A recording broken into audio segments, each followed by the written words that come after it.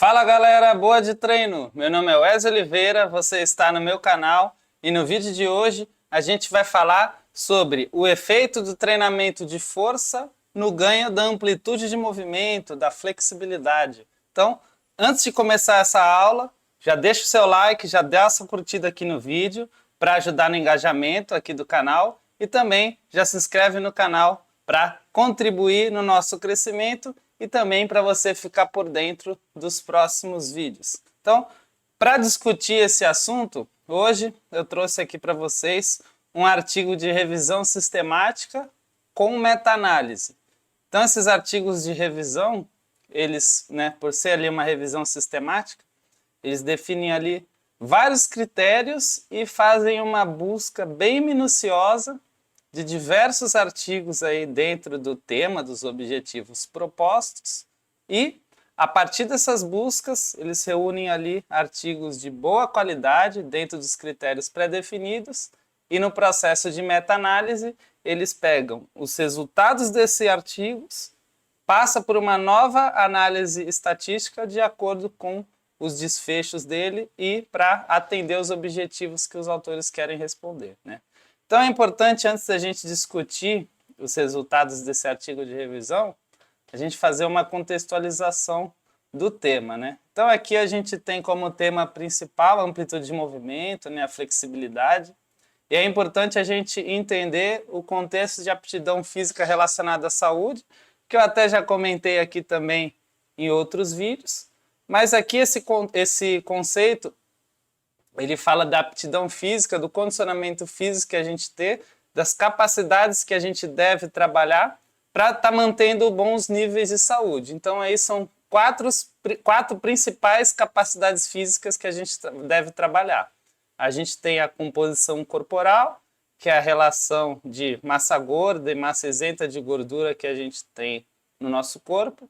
A gente tem a força muscular, a aptidão cardiorrespiratória e também a flexibilidade, Então, nessa imagem, a gente consegue entender aqui de forma bem simples, basicamente, o que é a flexibilidade.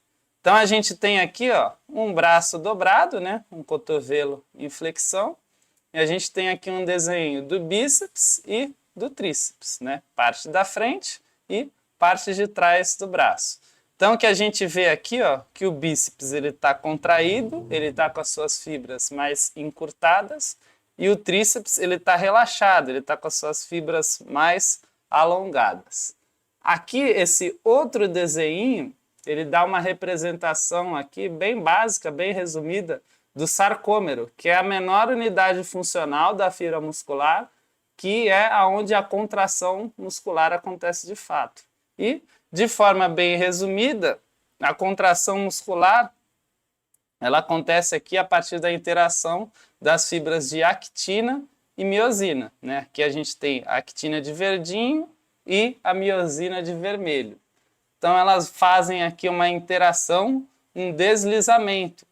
Então quando o músculo está contraído, é mais essa imagem de baixo aqui, Elas estão bem aqui, uma interação grande, estão bem entrelaçadas e a distância entre elas fica bem encurtadinha. E no alongamento acontece o afastamento, dessas actinas e miosinas com a menor interação entre elas.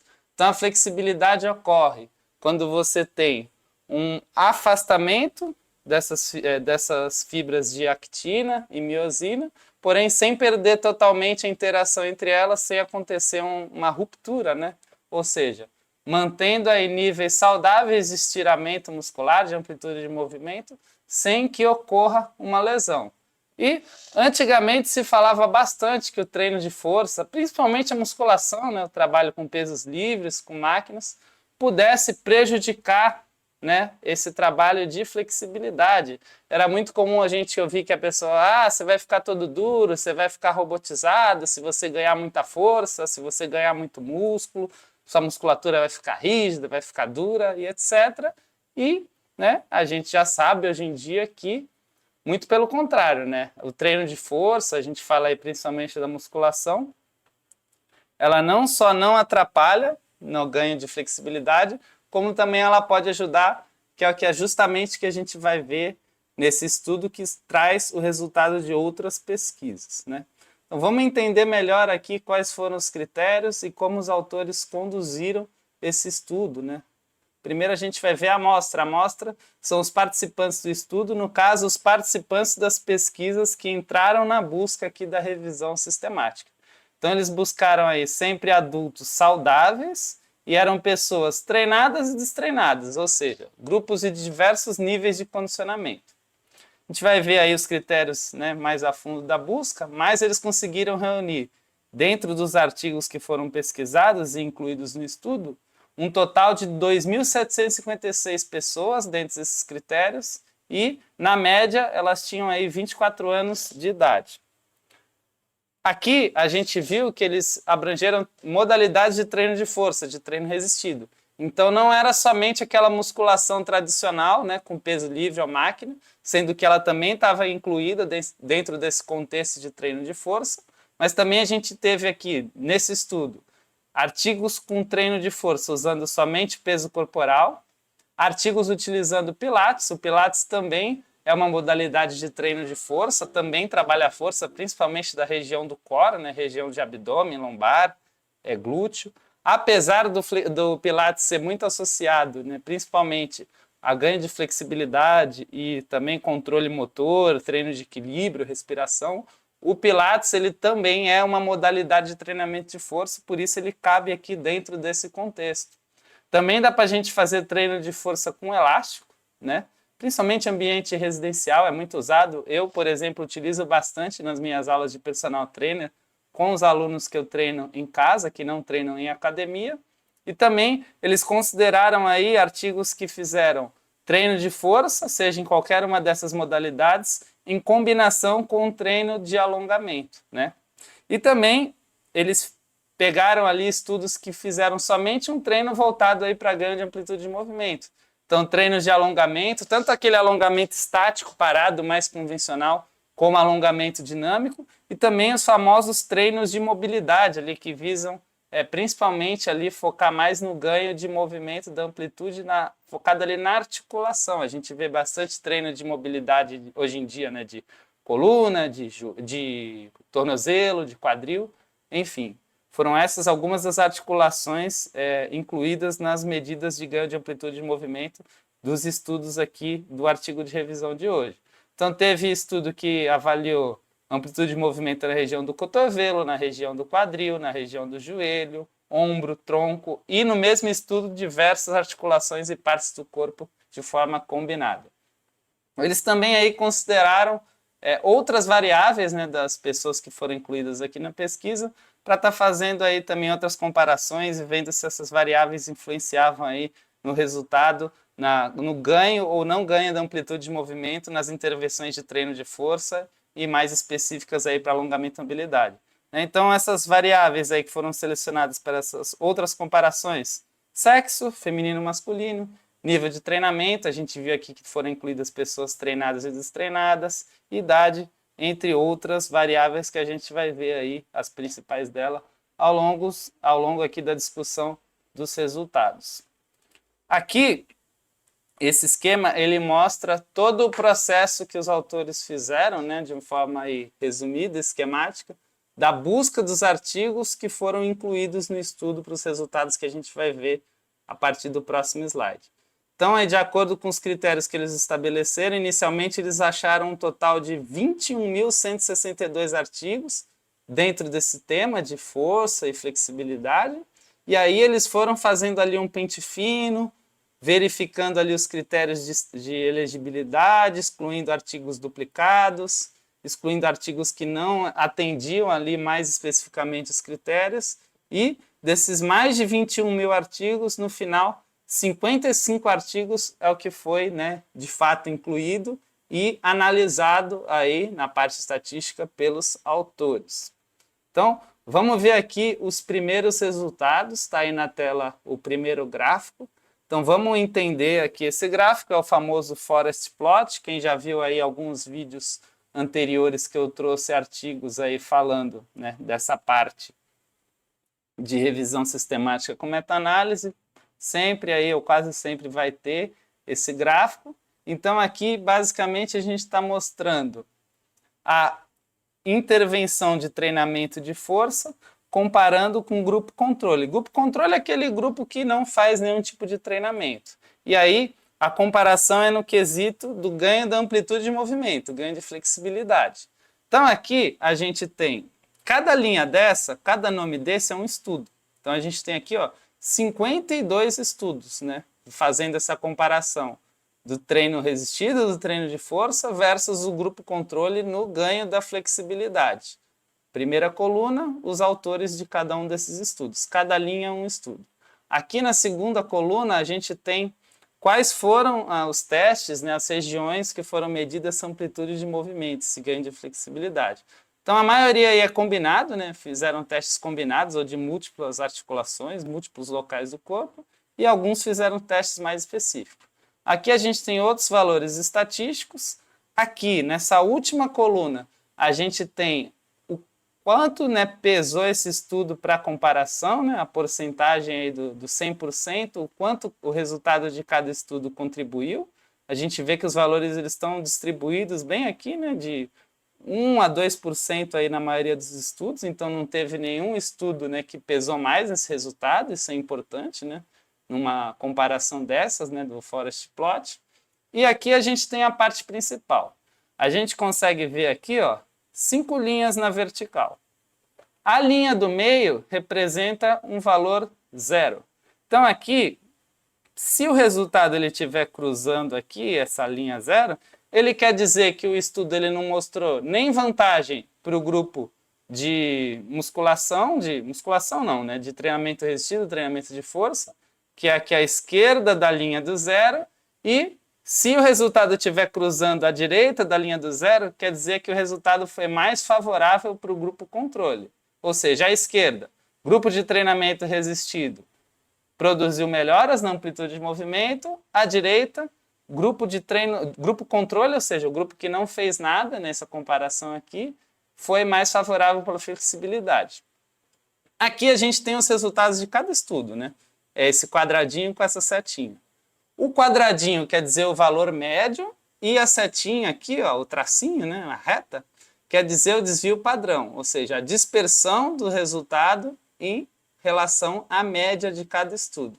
Qual que é o cenário ideal? O cenário ideal, seja favorecendo aí a musculação ou seja favorecendo o grupo controle, é que tanto a média como o desvio padrão eles estejam totalmente aí sem cruzar a linha do centro.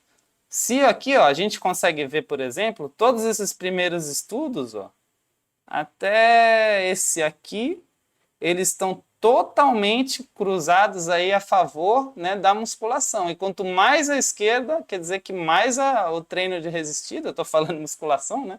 É o costume, mas a gente está falando aqui de treino de força, treino resistido. Então, quanto mais à esquerda, maior foi o efeito por ganho de amplitude de movimento, favorecendo o treino resistido. Então a gente consegue ver aqui todos esses primeiros estudos. Aqui a gente já vê alguns que ainda está favorecendo o treino resistido, mas que o desvio padrão aqui já começa a tocar a linha do 0, a maioria, e só lá embaixo a gente vê um estudo que favorece totalmente o grupo controle e outro estudo que favorece um pouco aqui o grupo controle, porém ainda cruzando o desvio padrão a linha do 0. Aqui, esse losango a gente chama de diamante, que ele é o quê? O resultado médio de todos os estudos e se ele tiver ali, por exemplo, mais à esquerda, nessa comparação, ele está dizendo que o treino resistido, o treino de força, pesando aqui todos os estudos, levando em consideração todos os estudos desse gráfico, ficou mais favorável. Então, por esse gráfico, a gente pode dizer que, comparando treino de força versus grupo controle, ou seja, nenhuma intervenção, o treino de força vai ser mais favorável para melhorar a amplitude de movimento. Aqui, com menos estudos, a gente tem também outras comparações. Nesse primeiro gráfico, seguindo aí mesma interpretação do que a gente falou no outro slide, a gente tem aqui uma comparação de treino resistido contra treino de flexibilidade isolado. Aqui a gente já vê que apesar aqui de ter uma leve tendência favorecendo o treino de força na maioria dos estudos, a gente tem também aqui os últimos 2 estudos, principalmente o último favorecendo o treino de alongamento, de amplitude de movimento, quando a gente vê aqui o diamante, ele está bem no meio. Então, ele não está favorecendo nem o treino resistido e nem o treino de flexibilidade. Então, nesse caso, os dois foram efetivos para a melhora da amplitude de movimento, né? Porém, não está pesando a favor nem de um nem de outro. Então, por esse gráfico, a gente pode falar que os dois foram efetivos, mas nenhum foi efetivo mais do que o outro. Aqui, a gente tem também a comparação, mesclando treino de força e treino de flexibilidade no mesmo estudo contra o treino de flexibilidade de forma isolada. Tem menos estudos ainda do que no outro gráfico, né? O melhor é ter, quanto mais estudos, mais pessoas participando, melhor, mas nem sempre dá para você reunir estudos diferentes com características semelhantes para você comparar os resultados do mesmo gráfico, né? Então acaba sendo muitas das vezes limitações esse tipo de estudo de revisão e meta-análise, né? Mas aqui a gente consegue ver também que nessa comparação o resultado aqui, o nosso diamante, o losango, também está na linha zero, ou seja, não tem favorecimento, não é melhor nem alongar sozinho e nem fazer musculação e alongamento juntos na mesma sessão para a melhora da flexibilidade. Então, esses dois gráficos mostram esses resultados semelhantes nas duas comparações que a gente viu aqui no estudo. Vamos ver outros resultados interessantes também que foram apresentados nesse estudo. Naquelas outras comparações com as outras variáveis lá que eu falei no slide da metodologia, eles viram, né, a partir de outros testes estatísticos que não foram mostrados nesses gráficos aí do Forest Plot que eu apresentei nos slides anteriores, os autores notaram também uma melhora da amplitude de movimento é mais expressiva em pessoas destreinadas, né? Então, quando comparado somente destreinados e pessoas treinadas, as destreinadas tiveram uma melhora mais expressiva da amplitude de movimento, né? Essa questão aí do treinamento de força.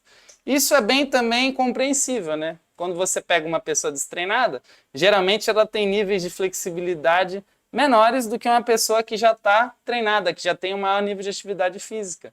E geralmente no treinamento, seja treinamento de força, ganho de massa muscular, ganho de capacidade cardiorrespiratória, quanto menos nível de condicionamento a pessoa tem, maior margem, maior potencial de evolução ela vai ter. Então é mais fácil você ter maior ganho percentual de resultados em alguém destreinado do que alguém, do que alguém já treinado, e isso a gente vê na flexibilidade aqui nesse estudo. Outro resultado interessante, os treinos de força somente com peso corporal não resultaram em melhoras na amplitude de movimento. Então a gente viu ali no slide de metodologia que dentro do treino de força foi considerado não só musculação com máquina, com peso livre, mas também pilates, treino com elástico e treino com peso corporal. E eles viram aqui que quando foi feita a análise só nos estudos utilizando treino de força com peso corporal, esse tipo de modalidade ele não foi o suficiente para melhorar a flexibilidade sem a necessidade ali de um treino de alongamento específico associado. É importante a gente interpretar esses resultados com calma, porque só 4 estudos aqui dentro dos incluídos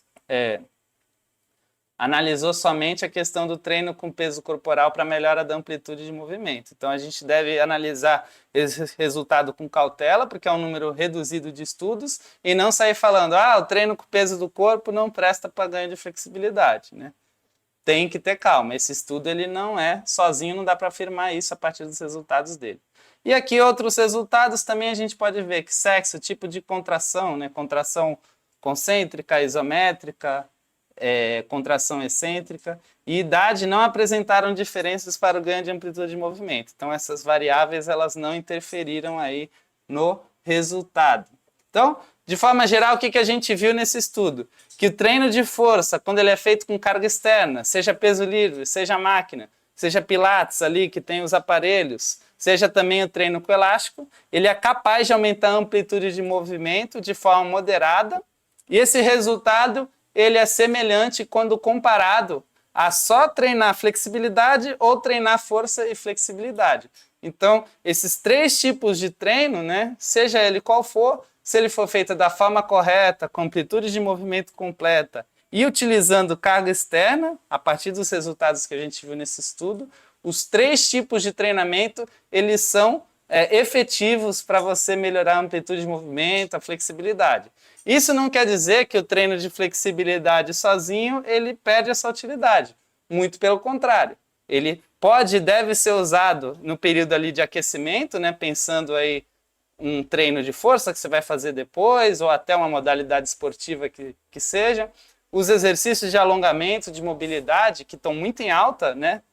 Atualmente, principalmente a parte de mobilidade articular, eles são muito importantes para você preparar o movimento e você conseguir executar melhor os exercícios da sua sessão de treino com mais qualidade. E eles são também muito importantes e devem ser usados para você melhorar a flexibilidade, que, como a gente viu, é uma das características, um dos componentes da aptidão física relacionada à saúde, e também é muito importante aí para você executar seu treino de força com qualidade e também para as modalidades esportivas. Beleza, galera? Então aí a gente teve mais um artigo científico, mais um estudo analisado e continua aqui com a gente no canal que semana que vem tem mais vídeo. Mais uma vez, deixa sua curtida, faça sua inscrição no canal e a gente se vê no próximo vídeo. Valeu!